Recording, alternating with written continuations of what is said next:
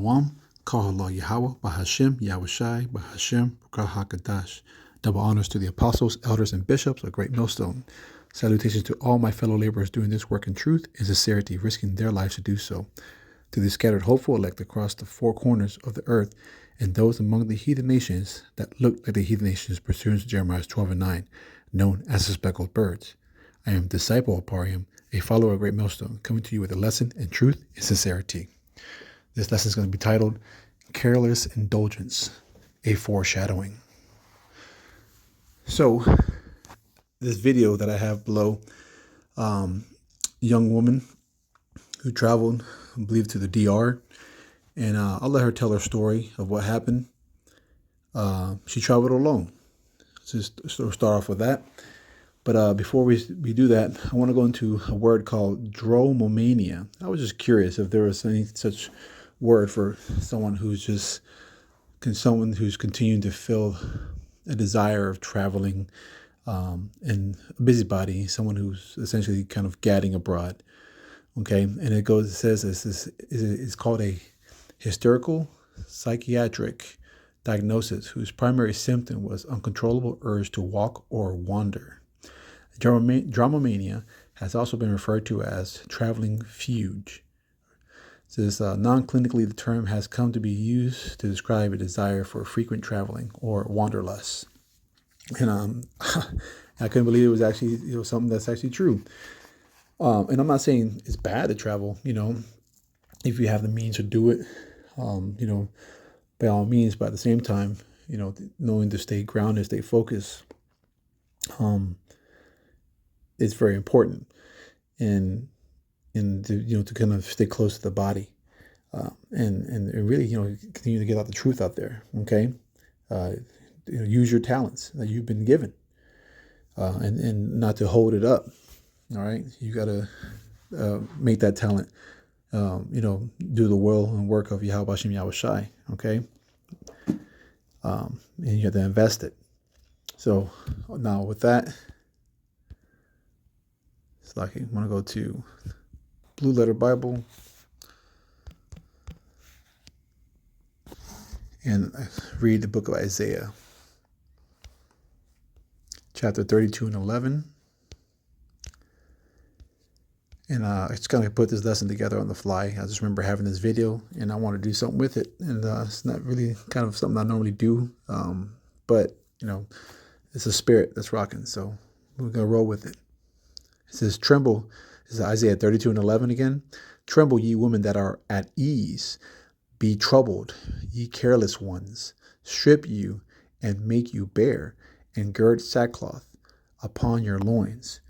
All right, and that word ease goes into the word shanan. All right, and it's secure, careless, wanton. The word wanton goes into resistant to control. All right, and it's not a bad thing, but I mean, obviously it is a bad thing here, but you can't, if you have somebody who's over you as the head, hey, you have to be under that vibration. Okay, and so clearly it's going to be showing that she's not here. Okay, and then regarding the sackcloth, right, make you bare and gird sackcloth upon your loins, right? This is in a state of mourning or derision, hard times, and these are times to come, kind of reminiscent, about to be reminiscent here soon of the times of Jacob's troubles. All right, this woman has no witnesses, no companion with her to attest of the derision that she's receiving. All right, so without further ado, I'll go ahead and play this video, and we'll get into some more scriptures. This country 12 hours ago, and I'm already going back home. What I'm about to say is kind of important. I've been looking forward to this trip for the past 3 months. Yesterday I woke up at 1 in the morning to drive to the airport, and I have not fallen back asleep since. It is now 9 in the morning the next day. Okay, yesterday I got to the hotel, and the guy who was helping me bring my luggage up to my room, he says to me, "Oh, you're here by yourself?" I said, "Yeah," and he's in my room at this point.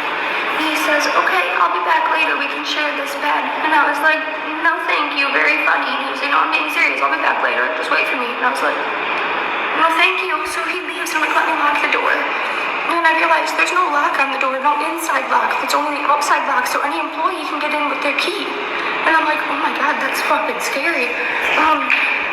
And real quick, in case you're wondering where she's staying at, it is called the Oceans Blue and Sands in Dominican Republic. So, Akiem, Aqua, if you guys are traveling, stay away from there. Okay. Then I start walking around the resort, checking it out. I go down to the beach. This is 10 minutes later. This guy on the beach is trying to sell me weed, and I said, no, thank you. And he says, why don't you want me, baby? You're so beautiful. You can smoke with me. You can be my wife this week. And I was like, I'm okay. And I keep walking. So he comes up to me, he puts his arm around me, and he like tries to hug me like this, and starts putting his arm like down my body. And I'm like, get off of me. Why are you touching me right now? Okay? So I walk away. I'm like, I kind of run off. I make eye contact with the woman, hoping that she notices me, but she doesn't. So I go to the pool.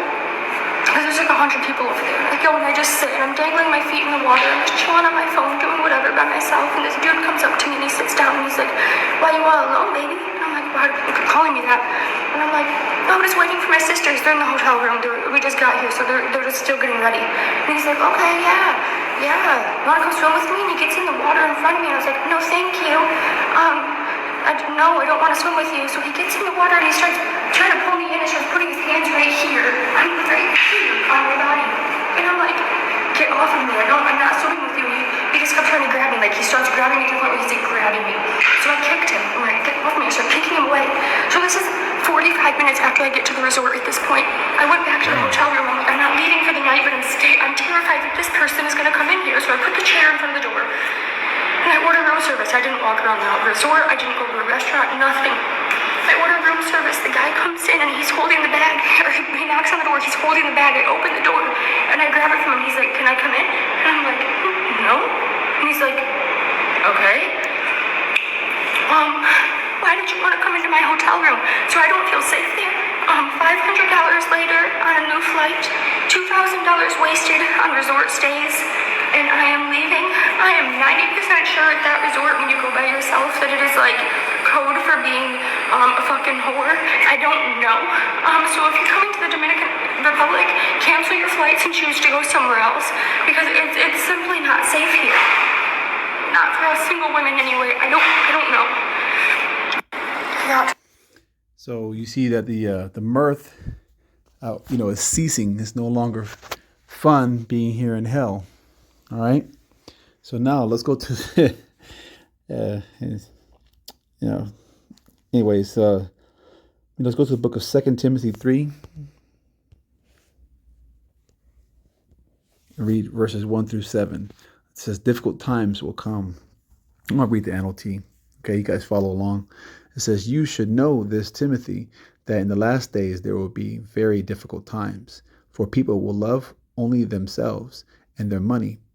They will be boastful and proud, scoffing at God, disobedient to their parents, and ungrateful. They will consider nothing sacred. They will be unloving and unforgiving. They will slander others and have no self-control.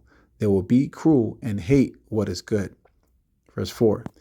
They will betray their friends, be reckless, be puffed up with pride, and love pleasure rather than power.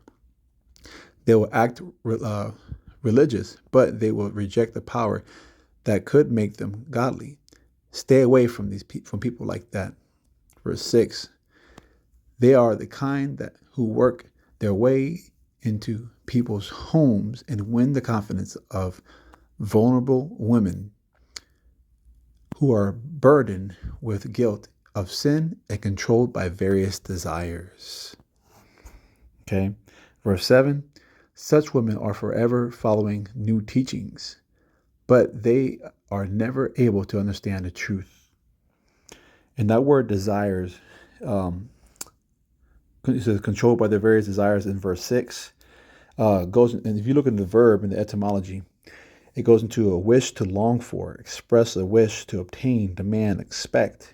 As a noun, the word desire, it says craving or yearning, emotion directed towards attainment or possession of an object.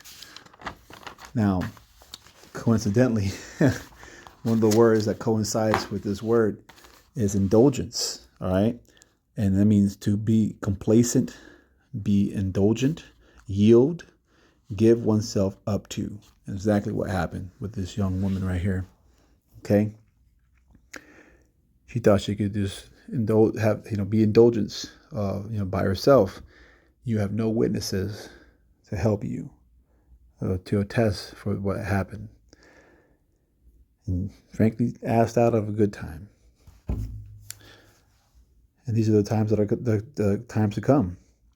Go to the book of Ecclesiastes.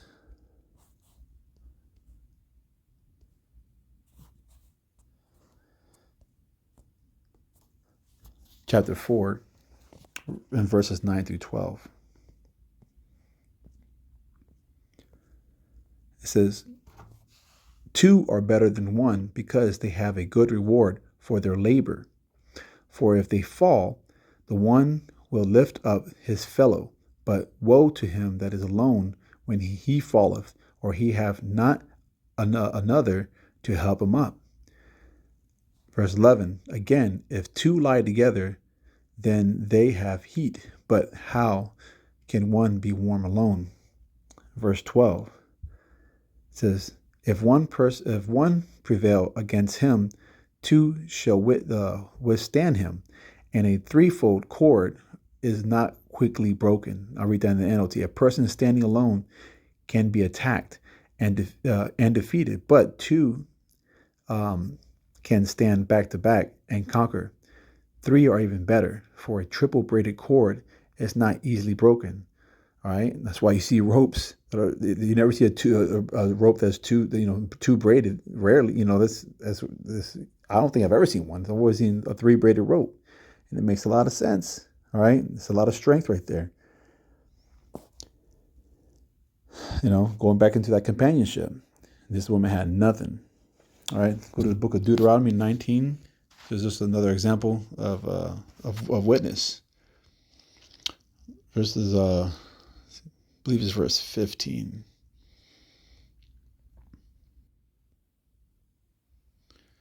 Let's see, he says, laws of landmarks of testimony. I'm going to read the NLT. It says, you must not convict anyone of a crime on the testimony of only one witness.